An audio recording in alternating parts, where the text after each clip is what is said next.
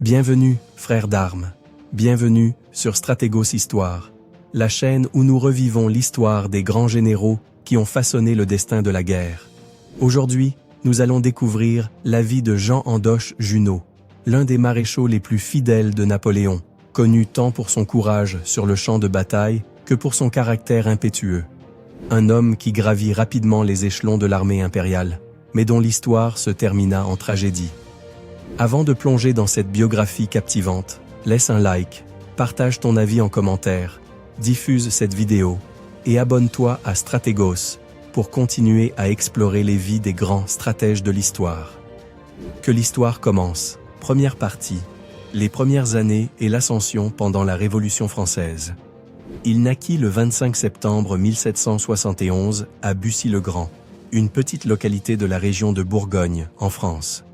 Sa famille appartenait à la modeste noblesse locale, un milieu vivant de revenus modestes et plaçant tous ses espoirs dans l'éducation de ses enfants, pour gravir les échelons d'une société qui, à l'époque, se trouvait au bord du grand bouleversement révolutionnaire. Dès son enfance, il fit preuve d'une curiosité insatiable et d'une passion pour la lecture, notamment pour les récits classiques relatant les exploits de guerriers et de généraux légendaires. L'atmosphère intellectuelle de l'époque, marquée par l'agitation des Lumières, éveilla en lui le désir de forger un destin extraordinaire.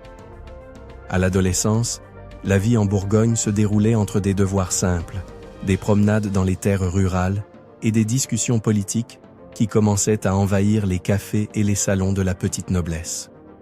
Sa famille accueillait avec méfiance les nouvelles de Paris, rumeurs de famine, de révolte, de pamphlets enflammés contre l'Ancien Régime. Lui, au contraire, suivait ces événements avec une ferveur ardente, convaincu que de profonds changements allaient offrir de nouvelles opportunités. Il allait bientôt devoir prendre une décision cruciale, rester à Bussy-le-Grand pour mener une vie paisible ou se lancer dans un avenir incertain où le danger et la gloire marchaient main dans la main. L'éclatement de la Révolution française en 1789 marqua un tournant définitif dans son destin. De loin, il observa avec enthousiasme la chute de la Bastille, comprenant que la France de l'Ancien Régime s'effondrait. Au fil des années, les réformes et les conflits internes s'intensifièrent. En 1792, lorsque fut proclamée la Première République, l'atmosphère était si tendue que des milliers de jeunes répondirent à l'appel des armes pour défendre la Révolution contre les puissances monarchiques européennes. Ce fut à ce moment-là qu'il prit la décision de rejoindre la Garde nationale, cette nouvelle force qui canalisait la ferveur républicaine. Son entrée officielle dans l'armée eut lieu au milieu de l'exaltation patriotique qui régnait partout en France. Il n'avait que 21 ans, mais une détermination inébranlable. Son sang-froid et la rapidité avec laquelle il assimilait les tactiques militaires attirèrent immédiatement l'attention de ses supérieurs. Alors que certains recrues se plaignaient de la dureté de l'entraînement, lui s'y consacrait avec une discipline stricte et un enthousiasme peu commun. Cette attitude, combinée à une bravoure qu'il démontra rapidement sur le champ de bataille, facilita son ascension. En quelques mois seulement, il avait déjà gagné un poste de responsabilité au sein de sa troupe. La première véritable épreuve arriva avec la campagne de l'armée du Rhin. Là, la jeune République affrontait les redoutables forces autrichiennes et prussiennes, déterminées à étouffer la Révolution à ses frontières. Il participa à plusieurs escarmouches aux côtés de ses camarades, toujours prêt à se jeter sur les lignes ennemies avec une audace impressionnante. Les chroniques de l'époque, bien que succinctes, mentionnent un jeune officier dont l'ardeur galvanisait les troupes et leur permettait de briser les formations autrichiennes. Cette campagne consolida non seulement sa réputation de soldat intrépide, mais lui permit également d'être promu officier subalterne. À la fin de 1795, grâce à sa réputation grandissante, il fut affecté à une caserne proche de Paris pour se consacrer à des tâches administratives et logistiques. C'est là qu'eut lieu une rencontre qui allait bouleverser son destin. Napoléon Bonaparte, alors jeune général en pleine ascension, venait de sauver le gouvernement républicain lors de l'insurrection royaliste du 13 Vendémiaire et recherchait des hommes de confiance pour gérer documents, courriers et plans de campagne. Lui, fort de son expérience sur le Rhin et de sa réputation d'homme loyal et énergique, fut désigné pour seconder Bonaparte dans des missions de secrétariat et de coordination militaire. Le courant passa immédiatement entre eux. Le caractère méthodique et méticuleux du jeune officier complétait parfaitement l'ambition et le génie stratégique du Corse au regard ardent. La campagne d'Italie en 1796 fut le théâtre de l'ascension fulgurante de Bonaparte et, par extension, de son fidèle assistant. Lors de batailles légendaires telles que Lodi, Arcole et Rivoli, alors que Napoléon imaginait des manœuvres audacieuses, lui s'occupait de transcrire chaque directive avec précision, d'envoyer des ordres aux généraux et de superviser l'acheminement des vivres et des armes. On le voyait aussi bien à l'arrière, veillant aux détails logistiques, qu'en première ligne, vérifiant les ponts et les positions défensives. Cette double capacité à organiser et à combattre en faisait un officier singulier. Son courage au combat et son énergie débordante lui valurent un surnom qui allait le suivre toute sa carrière, la Tempête. Le chapitre suivant de son ascension se déroula lors de l'expédition en Égypte en 1798. Chargé de veiller au transport des troupes et du matériel, il accompagna Bonaparte à travers les sables brûlants du désert, depuis le débarquement à Alexandrie jusqu'à la bataille des Pyramides. Il fut de toutes les batailles, vérifiant les positions, remobilisant les troupes épuisées, veillant à ce que personne ne manque de vivres ou d'eau. À Acre, il tenta d'organiser l'assaut, mais les fortifications ennemies, renforcées par les Britanniques, tinrent au bon. En 1799, alors que Napoléon préparait son retour en France pour prendre le pouvoir, la Tempête resta quelques mois de plus au Levant, réglant les derniers détails logistiques et organisant la répartition des forces. Quand il retrouva Bonaparte, leur lien s'était encore raffermi et sa réputation atteignait des sommets. Désormais, dans les tavernes, dans les cantonnements, son nom évoquait une énergie indomptable et une loyauté inébranlable. À la fin de 1799, Napoléon se préparait à prendre le pouvoir en tant que premier consul. Restait à savoir quel serait le rôle de ce jeune officier de Bourgogne, dont la réputation grandissait sans cesse. Il avait affronté les Autrichiens, les Ottomans, les Britanniques, et ses exploits commençaient à se chanter parmi les soldats. Mais l'aventure ne faisait que commencer. Le monde allait bientôt connaître l'empire napoléonien, et la Tempête s'apprêtait à marquer l'histoire d'une empreinte indélébile. Deuxième partie. L'ascension sous Napoléon. À la fin de l'année 1799, la situation politique en France atteignit un point critique. Le Directoire, miné par les disputes internes et épuisé par des années de guerre, n'était plus en mesure de maintenir son autorité ni de garantir la stabilité que le pays réclamait désespérément. Le retour de Napoléon Bonaparte d'Égypte bouleversa ce paysage de crise. Son aura de héros militaire et sa détermination à entreprendre des réformes trouvèrent un terrain fertile dans une société avide de leadership. Dans ce contexte, celui que l'on appelait déjà la Tempête revint également en France. Il rentra avec un prestige consolidé par ses campagnes, mais surtout avec la conviction que la situation politique exigeait une transformation radicale et que la figure de Bonaparte serait la clé pour l'accomplir. Lorsque Napoléon prépara le coup d'État du 18 Brumaire, il avait besoin d'hommes de confiance capables de lui apporter un soutien inconditionnel et d'agir avec rapidité. Depuis la campagne d'Italie, puis celle d'Égypte, la Tempête avait démontré une loyauté indéfectible envers le général corse, ainsi qu'une audace à toute épreuve. Il n'hésita donc pas à s'aligner à ses côtés. Le 9 novembre 1799, 18 Brumaire du calendrier révolutionnaire, les conspirateurs passèrent à l'action. Le Directoire fut démantelé et le Conseil des 500, sous la pression des troupes fidèles à Bonaparte, fut contraint de le nommer premier consul. C'était le début du consulat, la période qui précéderait l'Empire. Dans ce contexte tumultueux, la Tempête joua un rôle essentiel. Il participa à l'organisation des mouvements militaires, assurant la communication avec les officiers postés aux abords de Paris. Sa seule présence inspirait la confiance aux conspirateurs et la crainte aux opposants. Pour ceux qui connaissaient son tempérament fougueux, il était l'incarnation même de la menace d'une répression immédiate si le coup d'État rencontrait une opposition sérieuse. Ce jour-là, il scella définitivement sa fidélité à Napoléon. Mais surtout, il s'imposa comme un acteur incontournable du nouveau pouvoir. Cela lui ouvrirait les portes d'une ascension encore plus fulgurante. Quelques semaines plus tard, Bonaparte le récompensa pour son engagement en le nommant aide de camp et en lui accordant le grade de général de brigade. Ce fut un avancement fulgurant, mais qui ne surprit personne.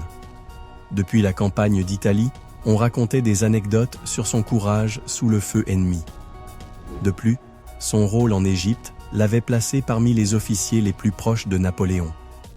Cette promotion illustrait la politique de Bonaparte. S'entourer de militaires énergiques qui lui devaient leur ascension et lui offraient en retour une loyauté absolue. Une nouvelle guerre se profilait à l'horizon. Les puissances européennes, alarmées par la montée en puissance de la France, formèrent la troisième coalition. L'Autriche, la Russie et le Royaume-Uni, espérant rétablir l'ordre monarchique en Europe, s'unirent pour contenir l'expansion française. Ainsi, en 1805, débuta une campagne décisive. Le premier consul, devenu empereur cette même année, prit personnellement la tête du Grand Armée, cette force redoutable qui allait redéfinir la guerre en Europe. La tempête fut rapidement mise à l'épreuve. Il reçut des missions de reconnaissance et de coordination avancées, avec la responsabilité de mobiliser des brigades et de synchroniser les mouvements des différentes formations réparties entre la Bavière et les frontières de l'Empire autrichien. Au sommet de cette campagne se déroula la bataille d'Austerlitz, 2 décembre 1805, l'une des plus grandes victoires de Napoléon. Tandis que l'armée française simulait une faiblesse sur son flanc droit pour attirer les Russes et les Autrichiens dans un piège, la tempête fut affectée à la réserve de cavalerie et à plusieurs divisions d'infanterie, selon les besoins du combat. Sa connaissance approfondie des tactiques napoléoniennes, acquises en Italie et en Égypte, lui permit d'anticiper les mouvements ennemis et d'ajuster les lignes françaises en conséquence. L'affrontement fut d'une brutalité inouïe, mais le triomphe français fut total. À la fin de la bataille, Napoléon félicita publiquement plusieurs officiers, et parmi eux, il cita La Tempête comme l'un des artisans de la victoire, soulignant son élan dans la charge et sa capacité à inspirer le courage autour de lui. Cependant, sa réputation grandissante ne faisait pas l'unanimité. D'un côté, il recevait les éloges de maréchaux tels que Lannes et Murat, qui admiraient son audace et son énergie communicative. De l'autre, certains généraux issus de l'Ancien Régime le regardaient avec mépris. Son caractère impulsif et son goût pour le luxe commencèrent à alimenter des rumeurs parmi les cercles aristocratiques. Après Austerlitz, Napoléon récompensa ses fidèles en leur attribuant des postes stratégiques dans les territoires occupés. La Tempête fut nommé gouverneur de Parme et Plaisance en 1806. Cette région italienne, riche et influente, représentait un défi administratif considérable. Toutefois, son arrivée ne passa pas inaperçue. Il adopta immédiatement un train de vie fastueux, multipliant les réceptions, les banquets et les dépenses somptuaires. Les autorités locales ne tardèrent pas à exprimer leur mécontentement. Des problèmes fiscaux, des tensions avec la noblesse italienne et des plaintes pour dépenses excessives commencèrent à ternir son image. Pourtant, loin de modérer son comportement, la Tempête réagit avec mépris et colère. Certains témoins rapportèrent des accès de rage incontrôlables, tandis que d'autres évoquèrent des phases de mélancolie profonde où il s'isolait plusieurs jours avant de réapparaître avec des idées extravagantes. Malgré ces signes préoccupants, Napoléon maintint sa confiance en lui. L'empereur, absorbé par ses campagnes militaires, décida d'ignorer les critiques, préférant garder auprès de lui un officier qui avait prouvé sa loyauté et son ardeur au combat. À l'horizon de 1806, la Tempête était à l'apogée de sa carrière. D'un simple soldat courageux, il était devenu un noble du Premier Empire, avec un titre, une fortune et un prestige incontestés dans l'armée. Pourtant, derrière cette ascension fulgurante, les premiers signes d'un déséquilibre profond commençaient à apparaître. Son tempérament explosif, son goût pour l'excès et les tensions croissantes avec son entourage laissaient entrevoir les prémices d'une chute inévitable. Malgré tout, dans l'armée, son souvenir restait celui d'un combattant indomptable. Sur chaque champ de bataille, son nom évoquait les charges héroïques en Italie, les sièges en Égypte et son inébranlable loyauté envers Napoléon. Mais jusqu'où pourrait-il aller avant que ces démons ne le rattrapent? Troisième partie. La guerre d'indépendance espagnole. L'année 1807 marqua l'aboutissement des plans que Napoléon élaborait depuis longtemps pour prendre le contrôle de la péninsule ibérique. L'Espagne traversait une période de trouble, avec un monarque hésitant et une partie de la population opposée aux exigences françaises. Dans le même temps, le Portugal, allié de longue date de l'Angleterre, refusait de se soumettre au blocus continental que Napoléon voulait imposer pour étrangler le commerce britannique. C'est dans ce contexte que l'empereur décida que l'homme surnommé la Tempête, dont la réputation combinait bravoure sur le champ de bataille et administration chaotique, serait le commandant idéal pour mener l'expédition destinée à occuper le Portugal. L'ordre impérial était sans appel. Il fallait traverser l'Espagne, avancer jusqu'à Lisbonne et forcer la soumission du gouvernement portugais, ou, à défaut, le renverser s'il refusait de coopérer. La Tempête reçut le commandement avec enthousiasme, se souvenant du soutien dont il bénéficiait encore auprès de Napoléon, malgré les rumeurs évoquant son instabilité à Parme et Plaisance. Duc d'Abrantès, auréolé de ses exploits passés, il se sentait capable d'accomplir cette mission sans grande difficulté. Après de brefs préparatifs à Salamanque, les colonnes françaises furent mises en marche. L'invasion se déroula d'abord sans obstacle majeur. Avec le consentement de Manuel Godoy, le puissant favori de Charles IV d'Espagne, les troupes de la Tempête franchirent la frontière en direction de Lisbonne. Les officiers français furent surpris par la faible résistance espagnole, un avant-goût de la trahison qui allait bientôt être commise contre la monarchie espagnole elle-même. Aucune grande bataille ne marqua la route vers la capitale portugaise. Les garnisons locales, conscientes de l'inégalité des forces, se retirèrent ou refusèrent le combat. Cette absence de résistance nourrit la vanité du commandant, qui attribua la fluidité de l'avancée à ses talents de stratège et à la réputation écrasante des armées napoléoniennes. Lorsqu'il arriva à Lisbonne, en novembre 1807, une situation inattendue se présenta. Le prince régent Jean de Bragance et la famille royale portugaise, craignant de tomber aux mains de Napoléon, s'enfuirent précipitamment vers le Brésil. Ainsi, l'entrée française dans la capitale portugaise se fit sans combat, presque comme un défilé militaire, ni fortification défendue, ni armée prête à résister. Lisbonne resta silencieuse face à l'arrivée des troupes de la Tempête, et cet événement, qui semblait être une victoire éclatante, révéla rapidement toute sa complexité. En tant que gouverneur du Portugal, le duc d'Abrantès espérait une situation similaire à celle qu'il avait connue à Parme, où il avait pu s'abandonner au faste et aux réjouissances. Mais la population locale, bien que n'ayant pas combattu, n'était pas disposée à accepter docilement la domination étrangère. Dès les premiers jours, la tension s'installa. Les Portugais observaient les envahisseurs avec méfiance, tandis que lui et ses officiers exigeaient des fournitures, de la coopération et une soumission totale aux nouvelles lois. Son caractère volcanique, qui brillait dans l'action militaire, se montrait beaucoup moins efficace dans la diplomatie. L'administration du territoire devint rapidement un affrontement d'intérêts. D'un côté, les ambitions françaises d'imposer le blocus continental et de contrôler les routes maritimes, de l'autre, les marchands et citoyens portugais, dont la survie dépendait du commerce avec l'Angleterre. Des actes d'hostilité passive se multiplièrent, retard dans le paiement des impôts, pénurie alimentaire simulée, mépris à peine dissimulé envers les officiers français. Le train de vie extravagant du duc, ainsi que les exigences de son épouse, Laure Junot, ne firent qu'aggraver la situation. Les Lisboètes lui reprochaient d'avoir transformé les palais en salles de bal, alors que le reste du pays souffrait de la crise économique et du poids de l'occupation. Toutefois, la révolte ouverte n'avait pas encore éclaté. Mais au début de 1808, les nouvelles en provenance d'Espagne indiquèrent que la présence française dans la péninsule ne se limiterait pas au Portugal.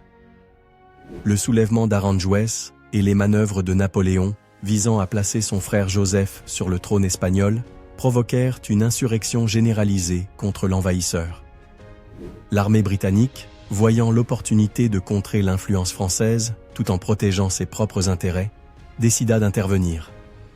Sous le commandement de Sir Arthur Wellesley, futur duc de Wellington, les troupes anglaises débarquèrent au Portugal avec l'intention d'expulser les Français. L'arrivée de ces renforts signa un tournant décisif pour la tempête.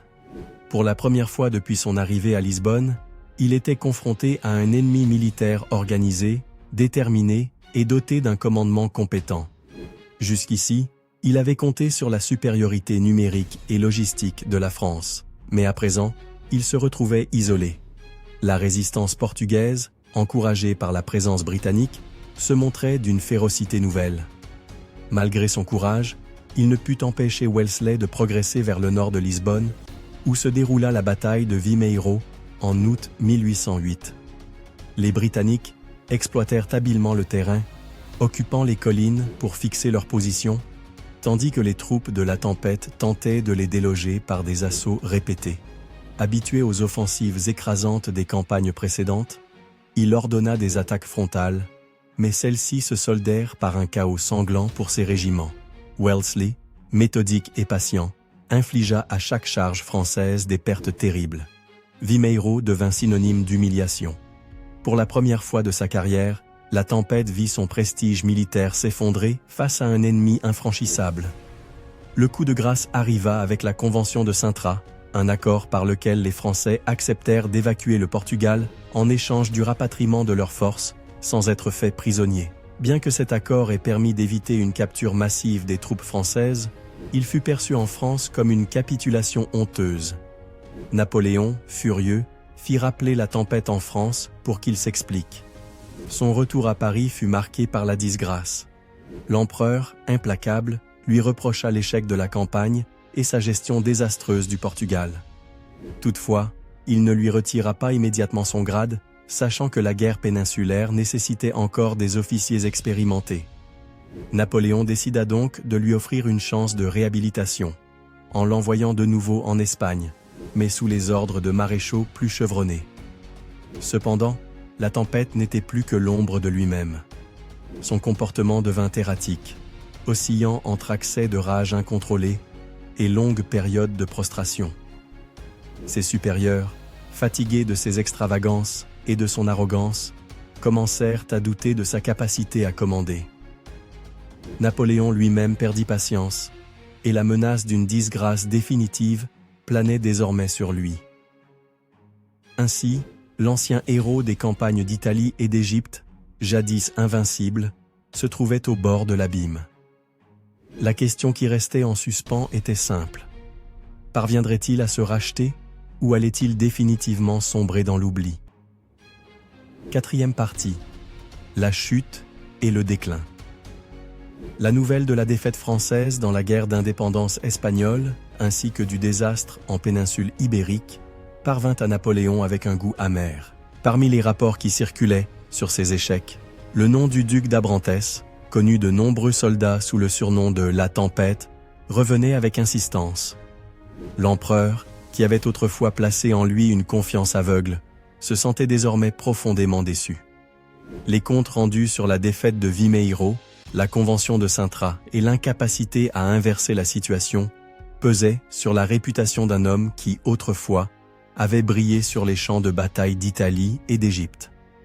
Lorsque la tempête revint enfin en France, il trouva une atmosphère bien différente de celle qu'il avait connue. Les réjouissances, les réceptions officielles et les banquets célébrant ses victoires appartenaient au passé. Cette fois, il fut accueilli par la froideur d'une cour impériale qui, après les revers subis en Espagne et au Portugal, cherchait des responsables. Napoléon ne fut pas clément. Bien qu'il ne le destituât pas immédiatement de son grade, il le relégua à des tâches administratives secondaires, sans véritable commandement dans l'armée. Certains proches de l'empereur interprétèrent cette décision comme une ultime chance de rédemption pour son ancien aide de camp. D'autres y virent un exil déguisé. Dans ce nouveau rôle, enfermé dans les bureaux et les chancelleries, la tempête eut le temps de réfléchir, ou plutôt de s'enfoncer dans ses peurs et ses obsessions. Les échecs subis au Portugal et son sentiment croissant d'exclusion le plongèrent dans une humeur sombre. Il commença à manifester des signes évidents de paranoïa. Il était convaincu que de nombreux officiers, ayant su prospérer, conspiraient contre lui. Il soupçonnait même son épouse de le discréditer auprès de la noblesse et croyait que l'empereur lui-même l'épiait dans le but de détruire sa réputation. Cette paranoïa se mêla à des pulsions autodestructrices qui allaient d'un mépris manifeste pour sa propre santé à des accès de violence verbale contre son entourage. Laure Junot, son épouse, tenta à plusieurs reprises d'intercéder auprès de la cour afin que son mari obtienne un poste important ou, à défaut, une mission qui lui permettrait de retrouver son estime de soi.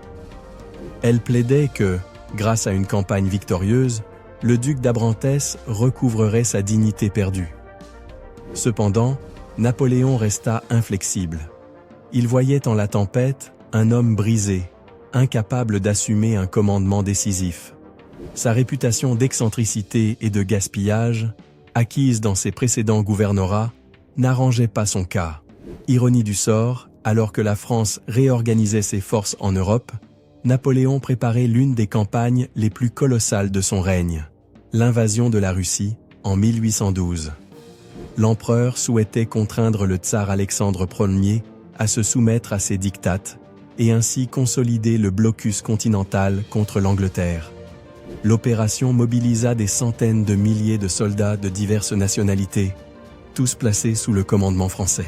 La tempête, après d'innombrables supplications et peut-être grâce à l'amitié des premières heures, obtint de Napoléon la faveur de participer à cette campagne grandiose.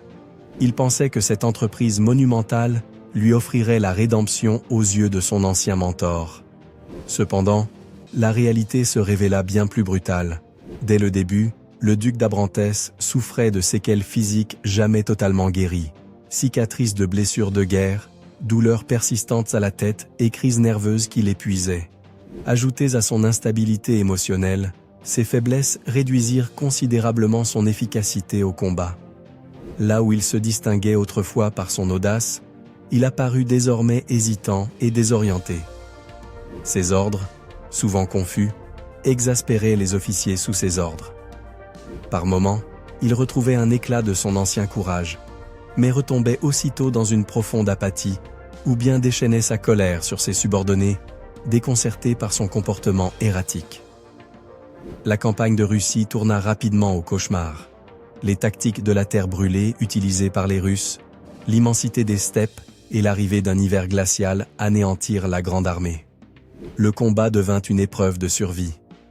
Pour la tempête, l'expérience fut encore plus inhumaine. Il sombra dans des crises délirantes, évoquant des complots invisibles, et parfois se méfiait même de ses propres camarades. De nombreux témoins racontèrent des scènes où le duc refusait de s'alimenter, par crainte d'être empoisonné, ou s'obstinait à ne pas dormir, persuadé que des agents russes cherchaient à l'assassiner. Lorsque Napoléon, après avoir atteint Moscou, ordonna la retraite, l'enfer débuta. Le froid, la faim et les attaques incessantes des Cosaques transformèrent la retraite en un véritable calvaire.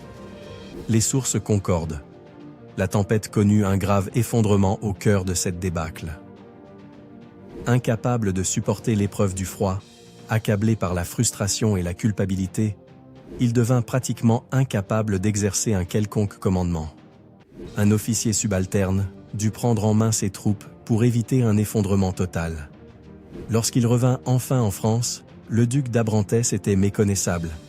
Physiquement affaibli, mentalement brisé, il trouva un pays bouleversé par la catastrophe de Russie.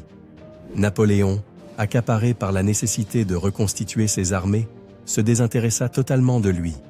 Plutôt que de lui retirer officiellement son grade, il le raya discrètement des effectifs et le laissa sombrer dans l'oubli. Hors de l'armée, la tempête dut affronter seule ses propres démons.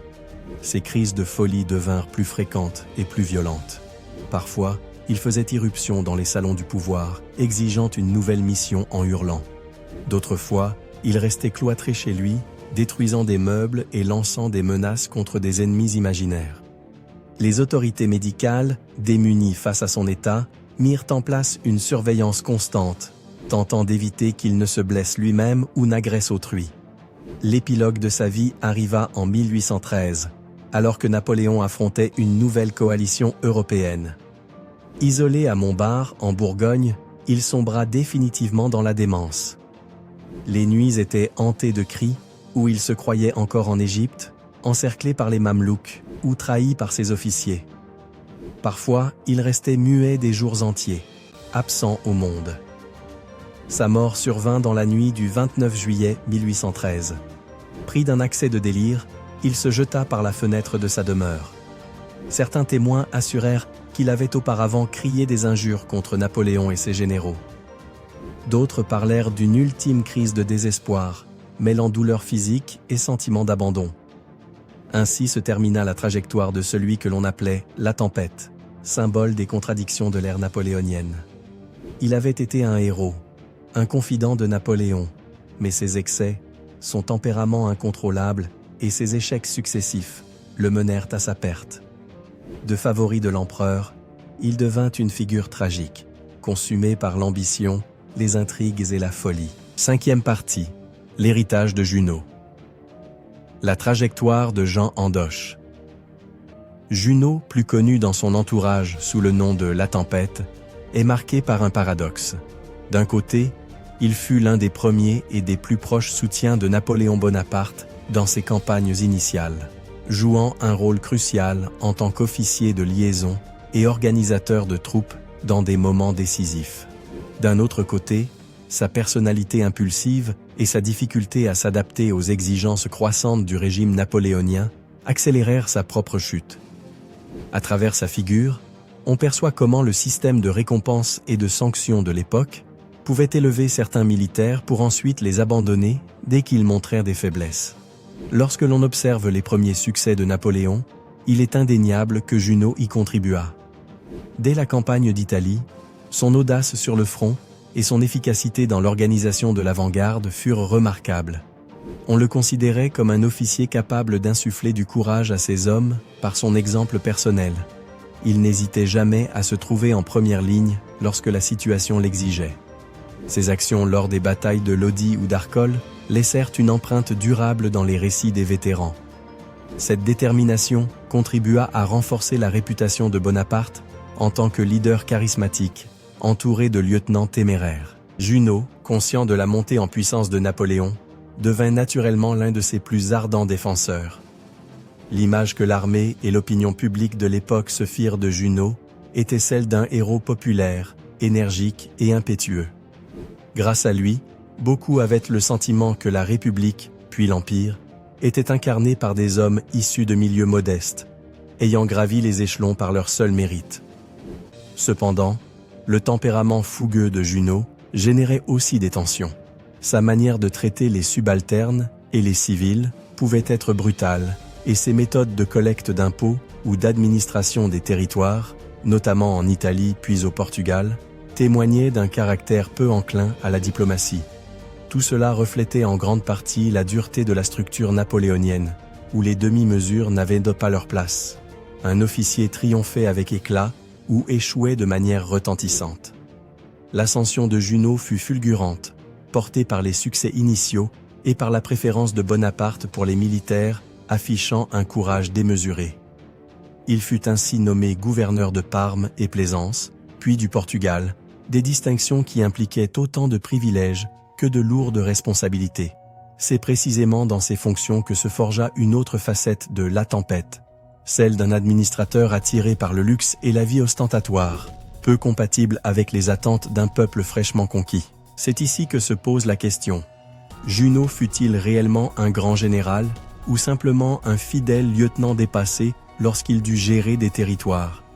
Les historiens modernes s'accordent généralement à dire que son génie se manifestait davantage dans la fureur du combat que dans la gestion fastidieuse et complexe du pouvoir. À mesure que Napoléon consolidait son trône impérial, son exigence envers ses généraux augmenta progressivement. Les guerres en Europe se durcissaient, et chaque campagne devait être un succès total. L'empereur ne tolérait pas l'échec, et la défaite au Portugal, avec l'humiliation de Vimeiro et la Convention de Sintra, plaça Junot dans une position extrêmement délicate. Cet épisode marqua un tournant décisif. Napoléon, malgré l'affection qu'il avait autrefois pour lui, le relégua au second plan. Le duc d'Abrantès comprit alors à quel point la faveur impériale pouvait disparaître aussi vite qu'elle était apparue, en accord avec la rigueur d'un régime qui consacrait les vainqueurs et écartait les vaincus. Il est aisé de comparer la situation de Junot à celle d'autres généraux de son époque, qui connurent des trajectoires aussi brillantes qu'éphémères. Des figures comme Lannes, Masséna, Davout ou Ney illustrent différentes manières dont un maréchal pouvait conserver la confiance de Napoléon. Certains remportaient des victoires éclatantes. Davout, avec sa performance à Auerstedt par exemple. D'autres étaient reconnus pour leur bravoure inébranlable. Ney, le célèbre « brave des braves ». Et certains savaient allier résultats militaires et habileté politique, maintenant ainsi une relation stable avec l'empereur. Junot, en revanche, peina à maintenir cet équilibre. Ses décisions impulsives sur le champ de bataille et ses excentricités administratives devinrent des motifs suffisants pour que la cour impériale cesse de lui faire confiance. La question de savoir s'il fut victime de sa propre personnalité ou des circonstances prend tout son sens à l'examen de ces dernières années.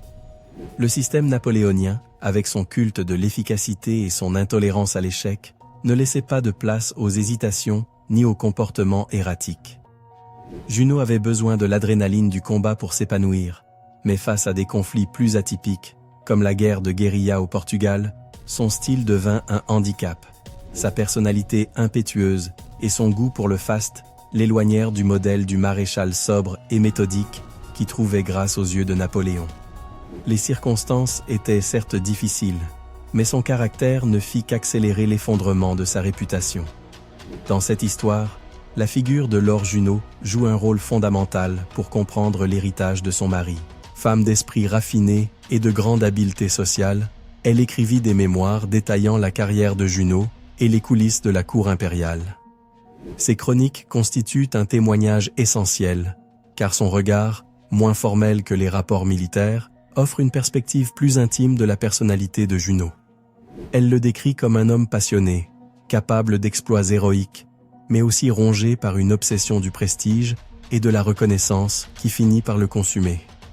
Dans ses écrits, Laure évoque également la détérioration mentale progressive de Junot, expliquant que sa chute ne fut pas un incident isolé, mais le résultat d'une lente descente dans la dépression et l'instabilité. Pour elle, son époux ne fut pas un incompétent, mais un soldat incapable de supporter le poids de l'échec dans un univers impitoyable. Elle chercha à réhabiliter son image, mettant en avant sa fidélité indéfectible à Napoléon jusqu'à la fin. À la lumière de la recherche historique actuelle, il est probable que la vérité se situe à mi-chemin. Junot brilla initialement par son énergie inépuisable, une qualité que Napoléon valorisait particulièrement chez ses premiers officiers. Cependant, cette énergie, non accompagnée de discipline et de maîtrise de soi, devint un obstacle insurmontable lorsqu'il fallut évoluer dans des conflits plus longs et politiquement complexes. Son cas illustre que le courage individuel ne suffisait pas sous l'Empire. Il fallait aussi une vision stratégique et des compétences diplomatiques dont il manquait cruellement. Ainsi, la tempête reste une figure ambiguë dans l'historiographie napoléonienne. Un héros du début de l'Empire, rapidement consumé par ses propres excès. Il incarne l'ascension fulgurante et la chute brutale, si caractéristiques du règne de Napoléon.